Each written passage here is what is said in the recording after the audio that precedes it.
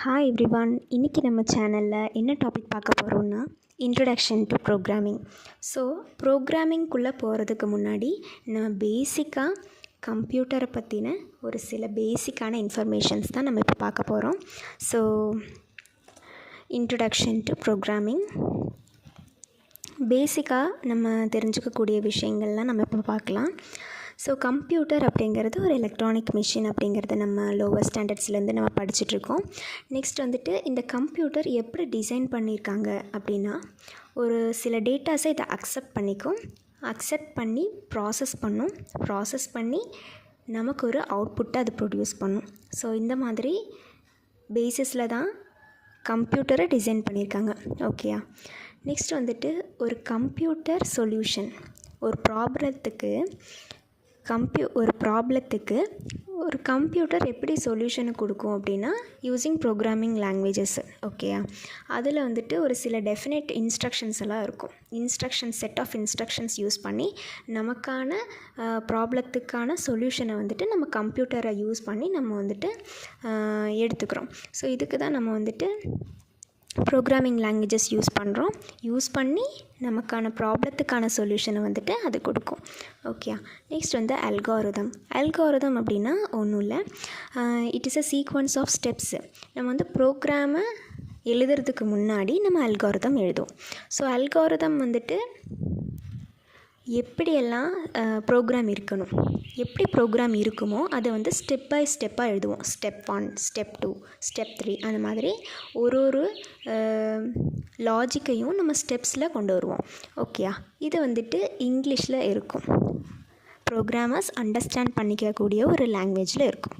Next வந்து program அப்படின்னா set of இன்ஸ்ட்ரக்ஷன்ஸை தான் நம்ம ப்ரோக்ராம்னு சொல்கிறோம். நெக்ஸ்ட் ஹார்ட்வேர் அப்படின்னா எல்லாத்துக்குமே தெரியும், கம்ப்யூட்டர் கூட என்னென்ன காம்பனன்ட்ஸ் எல்லாம் அட்டாச் ஆகிருக்கோ அதை தான் நம்ம வந்துட்டு ஹார்ட்வேர் அப்படின்னு நம்ம சொல்லுவோம். நெக்ஸ்ட் வந்து சாஃப்ட்வேர் அப்படின்னா ஒரு இன்ஸ்ட்ரக்ஷன் கம்ப்யூட்டர்கிட்ட இதை பண்ணு அதை பண்ணு அப்படின்னு இன்ஸ்ட்ரக்ஷன்ஸை கொடுக்கும். ஸோ அந்த மாதிரி கொடுக்குற விஷயத்துக்கு தான் நம்ம வந்துட்டு சாஃப்ட்வேர் அப்படின்னு நம்ம சொல்கிறோம். நெக்ஸ்ட் வந்துட்டு types of programming languages. So low level, high level, 2 level இருக்குது. ஸோ லோ லெவலில் 2 டைப்ஸ் இருக்குது, machine language and assembly language. Machine லாங்குவேஜை நம்ம வந்து பைனரின்னு சொல்லுவோம், which is 0 and 1. Assembly language வந்துட்டு இதையும் நம்ம லோ லெவல் தான் சொல்லுவோம். ஸோ இதனுடைய இன்ஸ்ட்ரக்ஷன்ஸ் எப்படி இருக்குன்னா கொஞ்சம் டஃப்பாக தான் இருக்கும். Example subtract A, subtract B அந்த மாதிரி இன்ஸ்ட்ரக்ஷன்ஸ் இருக்குது.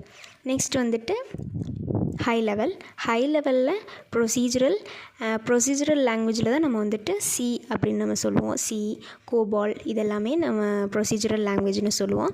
ஆப்ஜெக்ட் ஓரியன்டட் ப்ரோக்ராமிங் அப்படின்னா ஸோ ஊப்ஸ் கான்செப்ட் அப்படின்னு நம்ம வந்துட்டு கேள்விப்பட்டிருப்போம். ஸோ ஊப்ஸ் கான்செப்ட்னா என்கேப்சுலேஷன், அப்ஸ்ட்ராக்ஷன், இந்த மாதிரி இன்ஹெரிட்டன்ஸ் இதெல்லாமே வந்துட்டு ஊப்ஸ் கான்செப்ட். இந்த கான்செப்ட் யூஸ் பண்ணக்கூடிய லாங்குவேஜஸ் எல்லாமே நம்ம ஆப்ஜெக்ட் ஓரியன்டட் ப்ரோக்ராமிங்குள்ளே தான் வரும். நெக்ஸ்ட் வந்துட்டு லோ லெவல் லாங்குவேஜ், அதை பற்றி கொஞ்சம் பார்ப்போம். இந்த லாங்குவேஜ் வந்துட்டு மிஷினுக்கு மட்டும்தான் அண்டர்ஸ்டாண்ட் ஆகும், which consist of 0s and 1s. 0 and 1ல் தான் இது இருக்கும். நெக்ஸ்ட் வந்துட்டு இது வந்து மிஷின் டிபெண்ட் அப்படின்னா, ஸோ இந்த லோ லெவல் லாங்குவேஜில் எழுதியிருக்கக்கூடிய ப்ரோக்ராம் இருக்கு இல்லையா, ஸோ இதை வந்துட்டு ஒரு மிஷினில் ரன் பண்ணால் ஒரு சொல்யூஷன் கொடுக்கும், இன்னொரு மிஷினில் ரன் பண்ணால் வேறு ஒரு சொல்யூஷன் கொடுக்கும். ஸோ மிஷினை டிபெண்ட் பண்ணி தான் இதனுடைய சொல்யூஷன்ஸ் எல்லாமே இருக்கும். ஸோ இதோட மீனிங் தான் மிஷின் டிபெண்ட். ஸோ இது வந்து ப்ரோக்ராமர்ஸ்னால் ஈஸியாக அண்டர்ஸ்டாண்ட் பண்ணிக்க முடியாது, not easy to understand by the programmers. Next வந்துட்டு high level language computer programs எல்லாத்தையுமே நம்ம வந்துட்டு ஹை லெவல் லாங்குவேஜஸில் தான் எழுதுவோம். இந்த லாங்குவேஜில் என்னென்னலாம் யூஸ் பண்ணியிருப்பாங்க அப்படின்னா இங்கிலீஷ் யூஸ் பண்ணியிருப்பாங்க, மேத்தமெட்டிக்கல் நோட்டேஷன்ஸ் எல்லாம் யூஸ் பண்ணியிருப்பாங்க. இது ப்ரோக்ராமர்ஸ்க்கு ஈஸியாக அண்டர்ஸ்டாண்ட் ஆகக்கூடிய ஒரு லாங்குவேஜ். இது மிஷின் இண்டிபெண்ட். ஓகேயா? ஸோ ஒரு ப்ரோக்ராமை எந்த மிஷினில் ரன் பண்ணாலும் ஒரே மாதிரியான சொல்யூஷன் தான் நமக்கு வரும். ஸோ இது வந்துட்டு மிஷின் இண்டிபெண்ட். நெக்ஸ்ட் வந்துட்டு முக்கியமான ஒரு விஷயம் is compiler. Low level to high level, high level to low level translate பண்ணுறதுக்கு தான் நம்ம வந்து கம்பைலர் யூஸ் பண்ணுறோம். ஸோ இந்த கம்பைலர் அப்படிங்கிறதுக்கான மீனிங் வந்துட்டு நான் சொல்கிறேன், எதுக்கு யூஸ் பண்ணுறாங்கன்றத நான் சொல்கிறேன். ஸோ நமக்கு புரிஞ்ச லாங்குவேஜ் ஹை லெவல் லாங்குவேஜ், கம்ப்யூட்டருக்கு புரிஞ்ச லாங்குவேஜ் வந்துட்டு low level language which is machine language. So 0s and 1s இருக்கும். அந்த லாங்குவேஜ் தான் கம்ப்யூட்டருக்கு புரியும். ஸோ நமக்கு புரிஞ்சது எது? High level language. ஸோ இந்த ஹை லெவல் லாங்குவேஜில் இருக்கிறத மிஷினுக்கு புரிகிற மாதிரி ட்ரான்ஸ்லேட் பண்ணி மிஷின் லாங்குவேஜாக கொடுக்கும். அதுவே அது மிஷின் வந்துட்டு புரிஞ்சு அது ப்ராசஸ் பண்ணி ஒரு சொல்யூஷனை நமக்கு கொடுக்கும். அது வந்துட்டு எப்படி இருக்கும் அப்படின்னா லோ லெவல் லாங்குவேஜில் தான் இருக்கும். ஸோ லோ லெவல் லாங்குவேஜில் இருக்கிறது நமக்கு புரியாது. ஸோ அதை திரும்பியும் ட்ரான்ஸ்லேட் பண்ணி நமக்கு புரிகிற மாதிரி ஹை லெவல் லாங்குவேஜில் காட்டும். ஸோ இந்த வேலை தான் கம்பைலர் பண்ணுது, ட்ரான்ஸ்லேட் பண்ணி கொடுக்குது. அங்கேருந்து இங்கே, இங்கேருந்து அங்கே அப்படின்னு மாற்றி ட்ரான்ஸ்லேட் பண்ணி கொடுக்கும். இதோட வேலை இதுதான். ஸோ கம்பைலர் வந்துட்டு மிஷின் லாங்குவேஜை ஹை லெவல் லாங்குவேஜாகவும், ஹை லெவல் லாங்குவேஜை மிஷின் லாங்குவேஜாகவும் ட்ரான்ஸ்லேட் பண்ணி கொடுக்கும். ஓகேயா? நெக்ஸ்ட் வந்துட்டு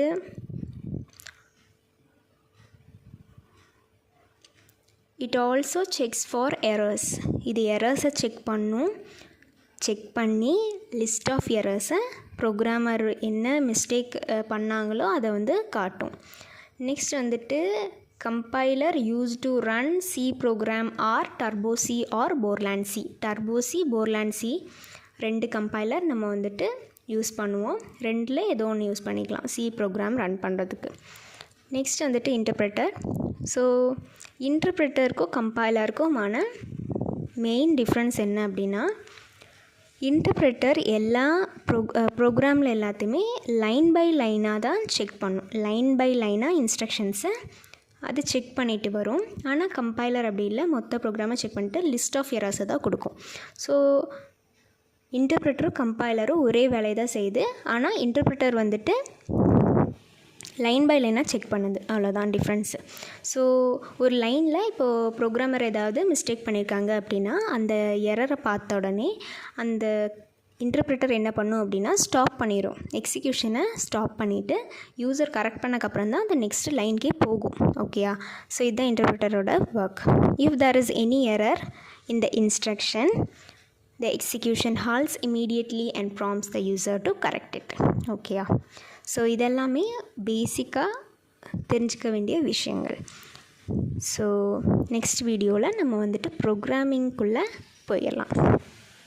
தேங்க்யூ.